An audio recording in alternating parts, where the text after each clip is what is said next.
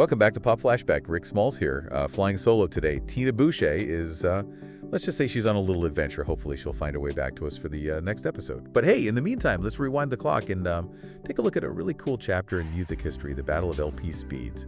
You know, back in the 1940s, music lovers were listening to those 78 RPM records. But like technology was changing and the music world was about to change big time. Yeah, exactly. The 78 had been around for a long time, but it had some issues, you know. The records were made of shellac. That stuff's brittle, noisy. And a 10-inch 78 could only hold, like, what, 3-4 minutes of music per side? Oh, man. Imagine having to get up and flip the record every few minutes. Yeah, especially if you were trying to listen to, like, a whole symphony or something. So what happened? Did someone just invent a better record player?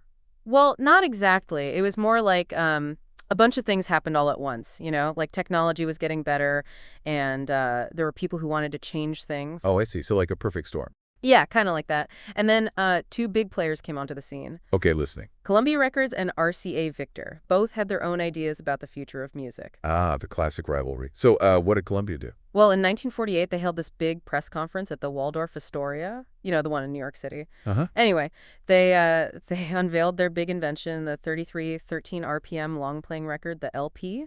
The LP? Yeah. They even offered it in like 10-inch and 12-inch sizes. Okay, so that meant longer playing time, right. But what else was so special about these LPs? Well, they were made of vinyl, which was a lot more durable and quieter than shellac. Oh, that makes sense. And a 12-inch LP could hold like 25 minutes of music per side. Whoa, that's a huge difference. Yeah, you could fit a whole symphony on one disc. No more getting up to flip the record every few minutes. So how did RCA Victor respond to this? Well, they weren't going to just sit back and watch, right? So in 1949, they came out with their own thing, the 7-inch 45 RPM record. Oh, right. The 45s.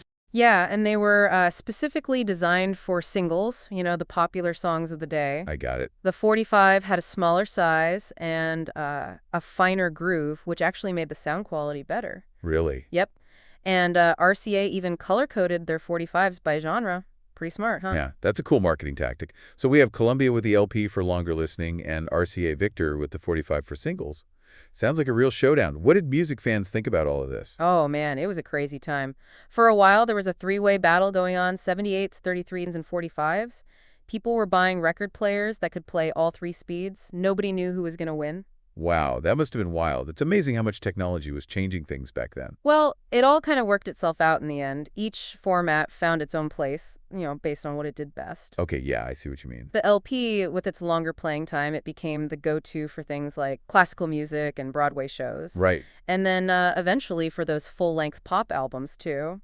So that's how we got the album. Pretty much, yeah. That makes sense. So what about the 45? What happened to that? Well, the 45 was smaller, and it was really good for those singles, those pop hits that were, you know, everywhere. Oh, I see. And don't forget those colorful vinyls. They really caught on, especially with the younger crowd. Yeah, I remember those. So it wasn't like a total victory for either one, huh? Nope, they both found their own spot.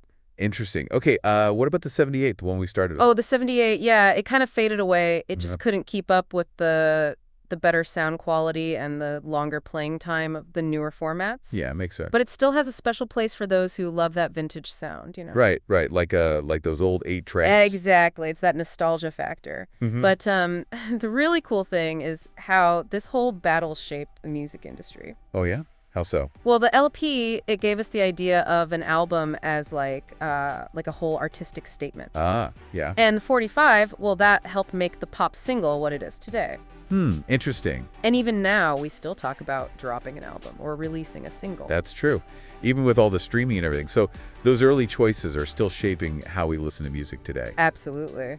Wow. Okay, before we wrap up, I got to ask, what do you think would have happened if, like, one of the other speeds have won out? Like, completely? Oh, wow, that's a good question. Like, imagine if the 45 had become the main format. Would we even have albums as we know them today? That's a good point.